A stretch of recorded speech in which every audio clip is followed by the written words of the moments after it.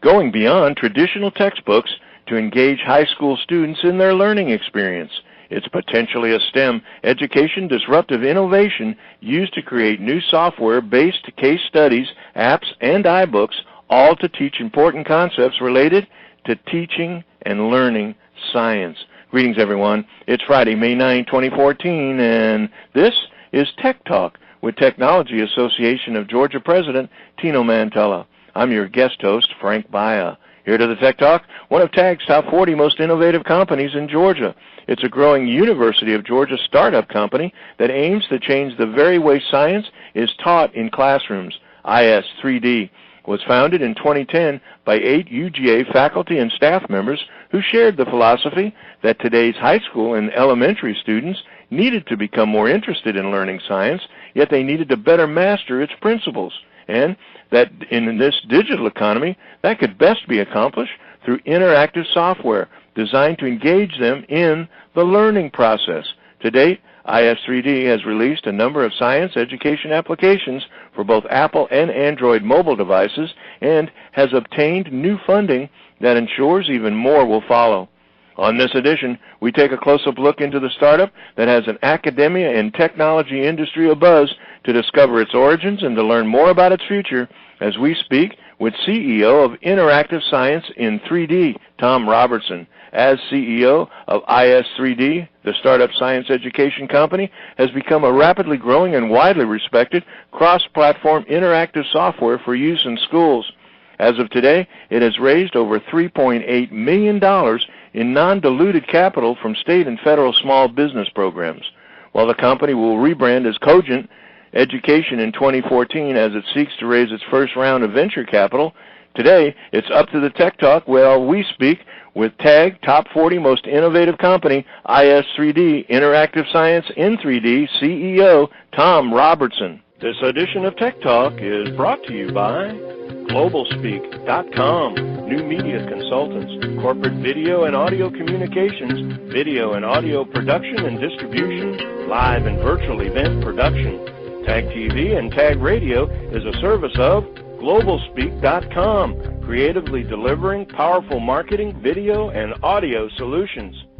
Tom, welcome to Tech Talk.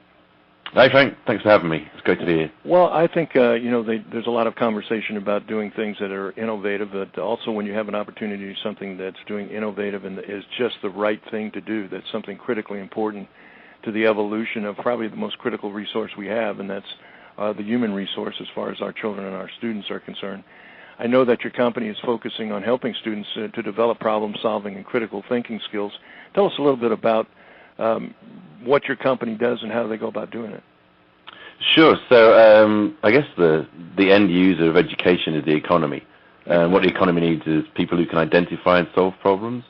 So what we do is we use a combination of modern technologies, both off-the-shelf products such as 3D video game engines and our own software, to create virtual worlds where students can play the role of a scientist and they're given a piece of, let's say, science curriculum that they have to learn, but it's placed in the context of a problem that they have to solve. So, for example, they play the role of a veterinarian that has to save the life of a calf that's having a seizure. So by using the tech to engage the students and making the content relevant to the real world, then we really kind of compel the students or give them a compelling reason to learn the science at the heart of the lesson. Now, is it a commercial product that someone could eventually or even currently be able to purchase, or is it happen within schools, or a combination of both? Yeah, sure. So it started out as an academic project at the University of Georgia, where we had a grant from the National Institutes of Health. And the project went so well that NIH said, why don't you form a small company and apply for our small business grants so that you can commercialize the products, because that way it can become sustainable. Because one of the problems with academia is you'll get a 5-year grant, and then you'll develop something for 3 years, you'll do 2 years research, and then you have to start all over again. So it's going to be a commercial product for schools. Well, tell us a little bit about how obviously you saw a need, a problem. Was it a personal passion, or did you actually see an entrepreneurial opportunity, or sort of, a combination of both? Yeah, so I've been in medical research for 20 years, and myself and the other scientists involved with the project, we saw at the university level that whereas the students could ace tests, they could memorize facts and kill multiple choice exams, they couldn't really think like scientists. And it was a problem for me personally in terms of the research I was doing, because I'd have to spend sort of 2 years retraining students to be able to think like a scientist. So once we got involved with the academic project, we realized that the reason for that was that the reward system in schools at the moment isn't what we need. So the reward system is, if you memorize these facts, I'll give you an A on the test. And then that becomes very much like a drill and kill, repeat exercise throughout their academic career, and they're never given the opportunities to practice being a scientist. So we wanted to do something about that. I think what's interesting is that in many cases, we sometimes hear the lament that technology creates such an ease of or user-friendly aspect to the relationship of, say, for example, finding out information or getting data, researching Google in terms of doing a term paper to that degree, that it takes away from deductive reasoning. And so what you're saying, in effect, is that is to leverage those technologies and put them into an environment, especially a 3D environment, that makes it fun and entertaining and rewarding, and almost a accidental excellence that, in fact, you don't realize that you're actually learning. Yeah, that's exactly it. I mean, if you look back, say, to the 60s and 70s, the ability to be able to recall facts had great value, because in those days you'd have to physically walk to a library to do the research. Whereas now, all of that knowledge, or those facts, are available in your hand via your phone. So you're exactly right in that, technology is fantastic at being able to access information and data very, very quickly. But what we need to do now is to use the technology to help students apply that knowledge to the kind of skills that they need for a successful career. Well, I mean, there is some. I'm sort of an amateur coming into the discussion, but there is something to be said about context. I mean, to understand why you do things, not only the fact that you do them. I mean, the old joke about your pots are too small, the woman that cuts her roast off at the ends, and it goes back in time until she talks to the great-grandmother, and she said, my pots are too small. So many times when we work with younger people, there's a tendency for them to not really understand the root of why you do what you do, and doesn't that really kind of enhance the knowledge factor? Yeah, exactly. For example, if you're learning, let's say, osmosis in schools, it's usually a slice of potato that you're looking at, which isn't a particularly compelling reason to learn about osmosis. But when you put it in the context of the real world and you say, look, your body is about 2/3 water, and the movement of that water in between different compartments of the body is vitally important to your health, then there's a reason to learn, osmosis and an understanding of why it's a key component of their curriculum. Well, now you've enjoyed some early success and continue to progress. Give us an idea of how has the progress gone and how is it today? Sure. So we started with seed money from the Georgia Research Alliance in 2010. It was $50,000. And that allowed us to do a little bit of market research and refine some of the technologies that we developed at the university. And that enabled us to compete for the Small Business Innovation Research grants from National Institutes of Health. We got a Phase 1 grant from them in 2011 for about $500,000. And then that turned into a Phase 2 for $1.8 million. And we've had another Phase 1 from NIH for another $500,000. And cut a long story short, we're now up to about $3.8 million in federal funding. Not only is that gas and fuel to allow you to continue to evolve, but obviously it's a validation by not only customers or potential clients, but also your own peers that obviously see this as the future, or a good part of the future as far as the tools are concerned.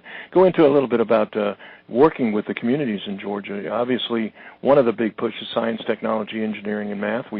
I can remember it seems like only yesterday that you didn't know what the acronym STEM stood for. Now it seems like everybody's talking about it. Tell us how the product relates to working with the communities in Georgia to improve science education. Sure. So we work probably with about 13 or 14 Georgia school districts at the moment. And we put teachers at the heart of everything we do, because basically what we do is go to the teacher and say, tell us where it hurts. Tell us which part of your curriculum that your students traditionally struggle with, and then we'll make materials that tackle those pain points for you. And I think the biggest compliment we've had is the fact that our local school district, Clark County, liked what we're doing so much and the way that we approach the development of the products, that they asked us to move into their career academy, and they gave us 2,500 square feet in return for $1 a year in rent. Wow. It's almost cliche that, it comes to mind to an amateur listening to the conversation. I'm thinking about the guy who loved the razor so much he bought the company. So, exactly right. Yeah. Well, you unfortunately, as these kind of things happen, the minute you implement something, it starts beginning to get dated, and you start to look at what's next. Have you started that yet? What are your next steps? Yeah, sure. So we've developed a system whereby, as a student works through a problem-solving exercise and applies critical thinking skills, that their performance at each step in the problem-solving process is now transmitted to the teacher in real time, and then we heat map it so they can see visually, instantaneously, where a student or the students or as a group or as a class are having trouble at particular or discrete skills. And that allows the teacher to intervene in the moment. So at the moment, they may get a grade book, and then they'll find some time in the next week to grade students' work. And then they'll try and address a problem maybe a week later. So the student then has to recall what they were doing, whereas it's much more effective to be able to intervene in the moment. So that's kind of that's our push over the next 12 months. And then following that, we're going to combine those virtual worlds that we have with physical hands-on experiments that the students do, so that teachers can get an idea of how students are thinking as they perform an experiment. So that's kind of blending the virtual and the real worlds together. The way my crazy mind works, I'm thinking gamification meets predictive analytics meets open testing. It's almost the convergence or overlapping of a lot of different things that are happening all at one time. Entertainment is, would you call it infotainment at some point? I mean, I'm listening and thinking, Spider-Man, I know it sounds trite, came out the other day. Would there be a licensing situation where you would take that theme and somehow or another teach science with it or something to that effect? So I guess what we have are, I say they're called interactive case studies, where you're playing a role of a scientist, but we also use our technologies to produce games. So our games are where you're using the science as a game mechanic. In terms of licensing, I don't think we could ever afford something from Marvel or DC Comics in terms of using one of their characters. But narrative and storytelling are really important components of engaging students.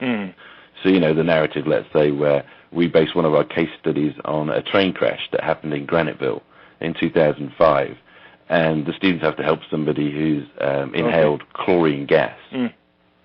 So that narrative kind of draws them into their learning. And it's real time, or at least perspective that it's not a creative environment that comes out of an imagination. It's actually an event that occurred that they can actually participate or be involved with or deal with the consequence or the result of it. And they can go and find out extra information and do kind of extension activities, so they can find out what actually happened in Graniteville. Well, I got to tell you that it's certainly, just listening to you, it's understandable why you're getting such more than just the resources that you need. That's so much recognition, and the voting with a check is the strongest kind of voting as far as you're dealing with the venture capital and dealing with startup type situations. So, again, Tom, hats off to you. Unfortunately, we're quickly running out of time. Thank you so much for taking time out of your busy schedule to join us for a few minutes to talk about the company and to be with us on Tech Talk.